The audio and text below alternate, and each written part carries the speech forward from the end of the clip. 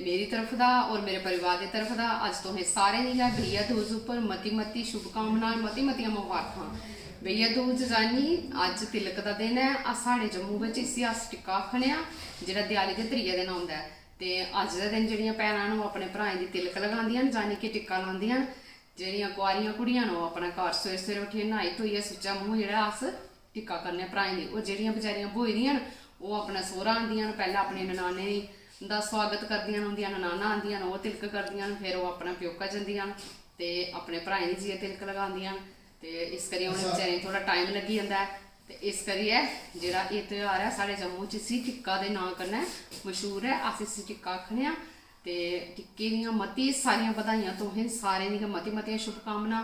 भगवान करे माता रानी करे कि हर साल सारे दी जिंदगी च इ'यां गै एह् त्यौहार आन ते अस बड़ी खुशी कन्नै अपने परिवार कन्नै मिलियै धूमधाम कन्नै मनाचै।